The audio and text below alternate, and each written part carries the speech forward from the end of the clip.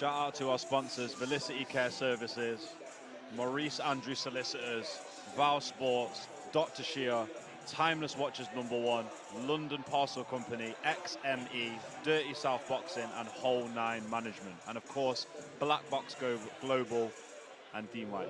Perfect timing. For 3-minute rounds in the Super-Bantamweight division. And now, making his way to the ring, Luke Fash.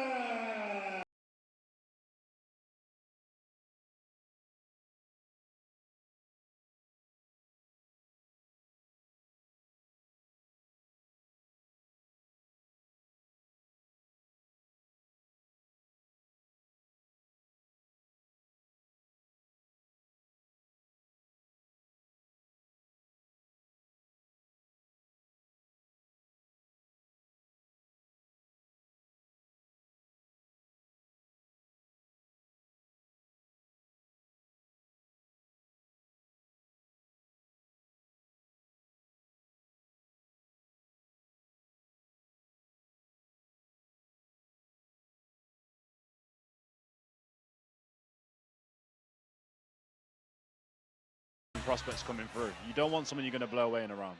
And his opponent across from the blue corner, making his way to the ring, Luke Pearson. Here we go, 28-year-old, 3-0 Super Bantamweight, orthodox, resides in Surrey. All wins have been on points.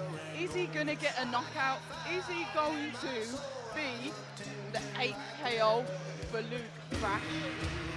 He's a classy boxer. Very, very good boxer. He almost makes his opponent miss and then throws in combinations, which I really, really like. Yeah, he was on the last card, the Boxing Heist 1 that we did in November, aptly named November Heist. And he's going again. What I really like to see with the small hall shows is when the fighters come back and they fight again. There was a couple of other fighters that I would have liked to have seen tonight that were on the first card. For whatever reason, maybe this card was too full or whatever, they're not here. But it's nice to see Luke back again. And you know what as well, he's already scheduled to box again, April the 30th. Keep an active. Absolutely. He's got Nan and Grandad on the back of the shorts, so this one must be for them. Oh, and Mum and Dad on the front. Family man. This bout is sanctioned by the British Boxing Board of Control. The timekeeper at the bell, Nick 1. The third man inside the ring in charge of the action, referee Chaz Copley. And now, introducing to you first, fighting out of the red corner. He's wearing the black with the silver crown. His official weight of 124 pounds and 2 ounces. His professional record of 78 fights with 2 wins. Hailing from Hull, United Kingdom, Luke Fash. Luke's ready for this, look. He is straight in there, centre of the ring. I often think what it's like to be a journeyman. You know, when they come in, they're just expected to lose all the time, to build the fighters. You know, what goes through their mind? Do they come to win? Do they want to win?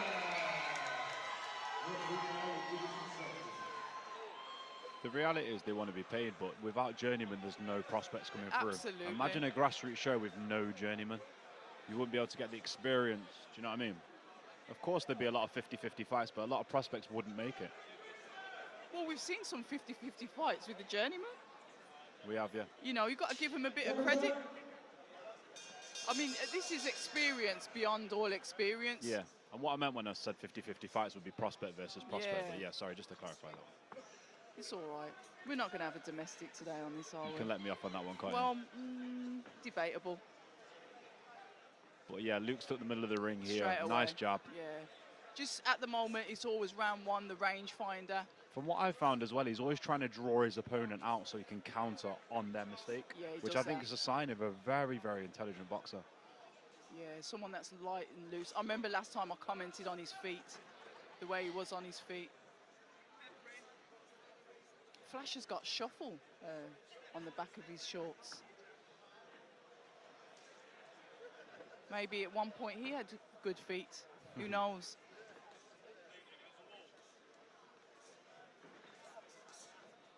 Look at the output from Luke. I'm going to call Luke and Flash. Yeah, we'll do it that way. You're going to call him Flash or you're going to call him Luke? No, there's Fash. There's two Lukes. I suppose I could just say Pearson and Fash. That would be easy, wouldn't it? Here we go. You see the feinting as well. That's something that he did last time. I like to see fighters feint, you know, just to watch their opponent blink, check the timing, and then go in. You know, maybe feint the first jab, go in with the second.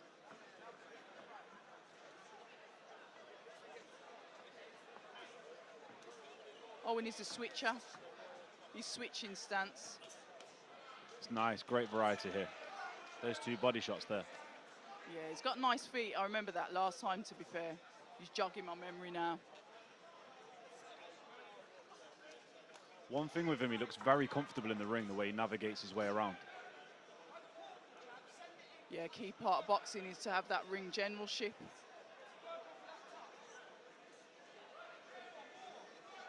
It's nice. He's the first fighter we've seen tonight through a really nice jab, double jab. Yeah, and using his feints, making the use of the feints. That was a nice combination, though. Yeah, it was, finishing off with a hook to the head. And that was Pearson to Fash.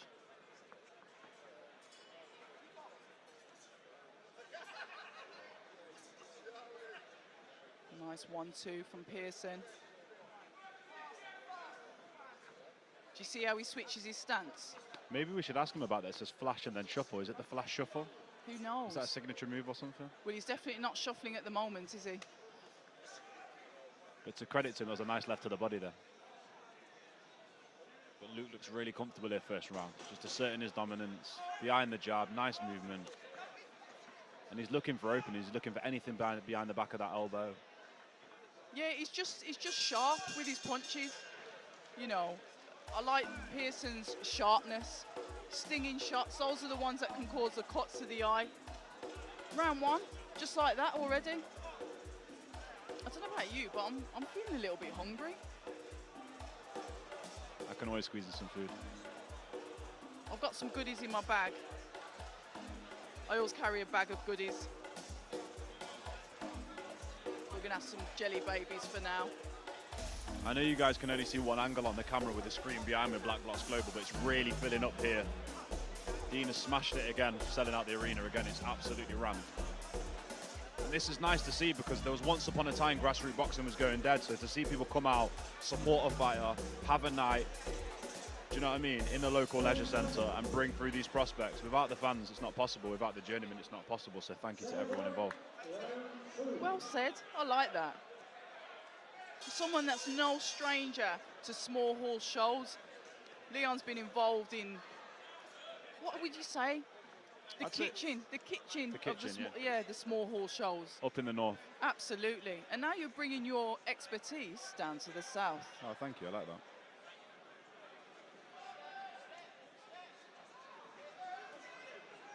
Credit where it's due. Pearson starts again with that sharp jab. Pushing his opponent back. You can definitely tell it's a shot he practices in the gym. He's just firing the single, the double jab, and everything's coming off that. I think what he's just looking for a little bit of movement off his opponent, isn't he? Well, like we said, Shuffle's not shuffling at the moment, is he? We could say that, and Shuffle might actually be something else completely. You're going to have to ask him about that later, aren't you? Could do. Oh, that was a beautiful body shot. I think he just, that was He's just off balance there. Yeah, just off balance. tripped.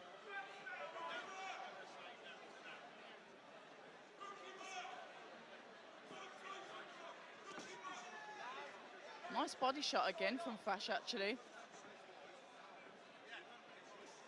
Pearson looking to get in.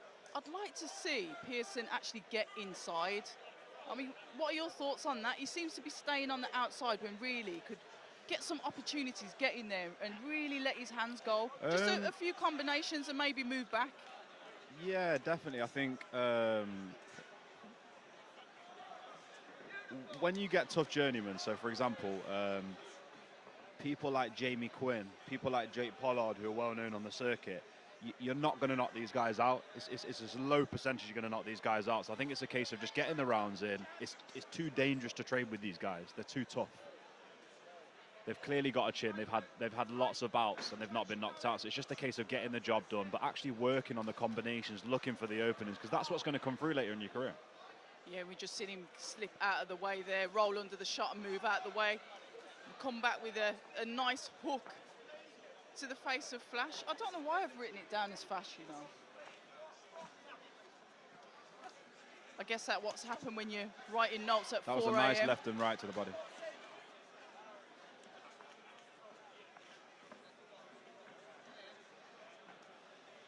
He's a smart boxer. He knows when to get defense, move round and reset again. Yeah, he's definitely a boxer.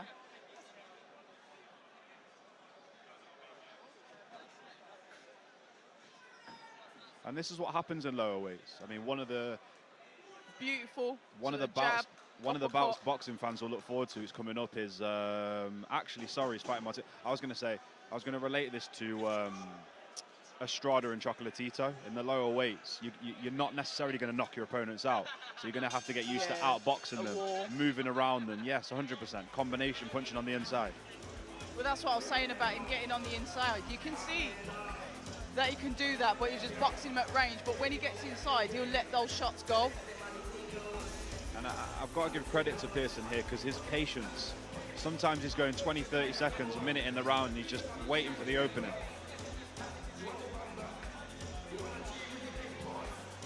Once again, you can see the chemistry of him and his coach. Sticking to the game plan, he's listening to what his coach is saying. Well, yeah, the coach is a third eye. Anything that you're not sure of, anything that you should be doing and you haven't been doing, the coach is there to guide you back into that fight.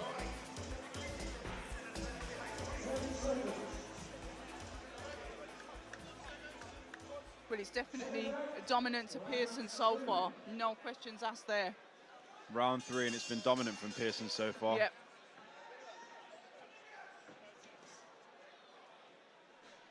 Nice, very double jab there.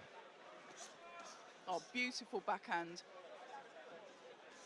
you see what I mean about when he gets in and then starts to throw the combinations? He's got a lovely little roll that he does to the left and right. Look at that. Ring generalship. Can't beat it.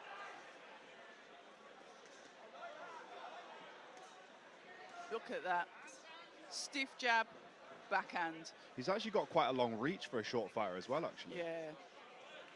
We can just maintain that distance. Get off them ropes, that's it, as he pivots out to the side. Didn't even stay there for seconds, and he switches his stance from southpaw back to orthodox, which is going to be tricky for any opponent. He's clever because when Flash puts it on him, he's letting him wear himself out a little bit, and then he's stepping around, he's taking the middle of the ring again. Yeah. So his opponent's tired. Yeah, it's the way that he can go to the left and go to the right. He's not predictable.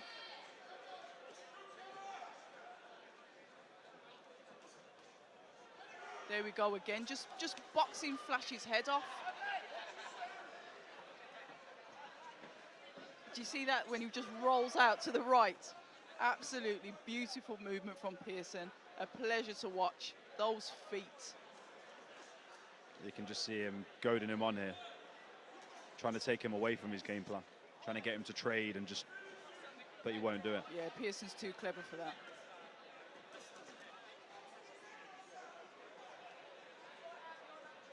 Those combinations. He's constantly just slightly moving that head, dipping. Yeah, you've got to. Nice movement. Yeah. He's definitely one to watch coming through the ranks, 100%. Yeah, spot on. Took the words right out my mouth. Because he's got that pressure as a boxer, but he's got the pressure that comes with it as well. It's just the way he's able to move out of the way he's able to evade Flash. Yeah, 100%. And he always seems to end up back in the middle of the ring, dominating, pushing him back with the jab. I'd love to hear this post-fight interview. I really want to know about those feet, his style of fighting, how he's able to read his opponent, move out the way so slick.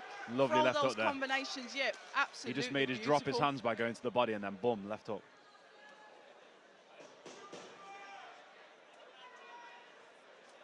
Back to southpaw now, throwing the jab with the right.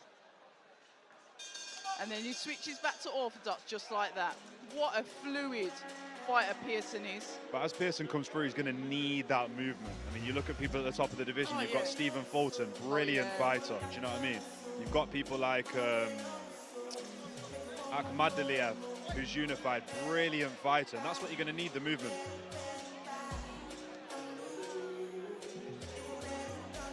Any young prospects that are watching this is the kind of fighter that you want to study and you want to look at, because it's those fundamentals of putting the jab in, single, double jabs, the movement, opening up combinations. I feel like sometimes young fighters complicate it, and I feel like Pearson's showing you that the simple boxing, moving, and sticking to your game plan is what's needed. It's interesting you say that, you know, because I wouldn't mind knowing who influences him. Who did he start watching as a, you know, as a young boxer? I think it's more of the same here. He's dominated the last 3 rounds. There's no need to start trading. I was about to say, just stick behind that jab. And I think this will be a wide points decision as well. And I agree with what you're saying. If you just subtly look at his footwork, it's really good. Really, really good. Because he's light on his feet, but he steps in at the right time. And he's not one directional with his stepping either. He steps over to both sides. He uses both his feet. Like I said, he's a switcher. When he gets on them ropes, he's able to pivot and get out of the way. A very, very clever boxer. See how he throws and he always maintains the distance? Yeah. See what I mean? That roll, that pivot.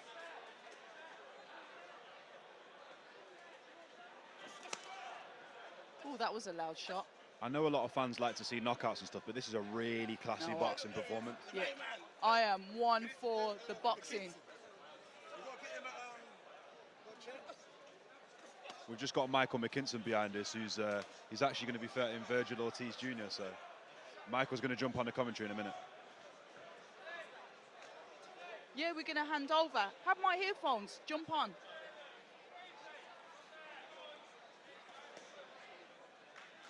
Michael, how are you, mate? Yeah, I'm very well, very well. Good to be here. What do you think of this bout so far? I think Pearson's put on a real boxing clinic here. Very, very good.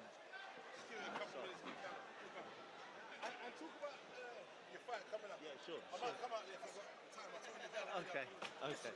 Yeah, what do you think of the bout so far? I think it's a really, I know fans like to see knockouts, but I think it's a really good boxing performance. That's it. The boxing fans, the real boxing fans, ain't all about knockouts. Like, obviously, me, I'm not a big knockout puncher and stuff, so I enjoy watching things like this, good boxing skills and stuff, so yeah. You can appreciate this a lot, can't you? I appreciate it, 100%. Yeah, and I was just saying to Abs that the fundamentals are really on show here, aren't they? I mean, he's really like single, double the jabbed up, he's varied it, his movement's great as well in and out of distance. That's what I like to see. That's what I like to see. Good punch varieties. He's got brilliant punch variety here, switching and stuff like that. So, yeah, I enjoy it. How are you looking with the bout coming up? I mean, when we heard the announcement come out of the fight, I just thought that you've got real, like, how can I describe it? You've got real big balls to take this bout on, I would say, really, against Virgil Ortiz, because he's a feared man in your division, isn't he? That's it. But see, I fear nothing but regret, and I deserve every opportunity that I've been given, and this is obviously life-changing for me. So winning it changes my future. I'm very focused at the minute, and there's very few fighters with the self-belief I've got. So I'm excited. I can't wait to go over there, give everything I've got, and yeah, spoil the odds once again, because I've done it before on a smaller scale. Now I get to do it in front of the world. 100%. And I want to just ask you this while the bout's still going on. I know we've just finished now. How do you stick to a game plan as a fighter that's not somebody that's like a concussive puncher and somebody that, do you know what I mean, is a boxer? When opponents trying to draw you in to a fight, how do you stick to your game plan of? My biggest attribute is my brain and listening to my corner. It's worked 21 fights before, and it's always worked. I've got a great trainer in my dad. And yeah, like what I do good is make fighters look bad, make good fighters look bad, and that's what I do good. So I don't like to Like, people say, oh, why don't you take chances? I don't take chances because I'm winning easy, you know? This next fight is a fight where I'm going to be out of my comfort zone. I've got to dig deep, and I've got to show more to my ability than I ever shown before. I've got to be the best version of McKinson, and that's what I plan on doing. That's interesting you say that, because with the father-son dynamic, a lot of the time we've seen in boxing that game plans have gone to, do you know what I mean? They've gone out the window sometimes and that. So is it the fact that you've had game plans, you've come all the way through and you've reconfirmed it to yourselves 21 times over, so now it's just, I've got to listen to these guys, I've got to stick to the game plan because it's worked time and time again? Yeah, like, it's obviously the different opponent, the different the game plan is. And I've got a very good team around me. Like, I'm a product of a great team. It's not just me, it's everyone around me.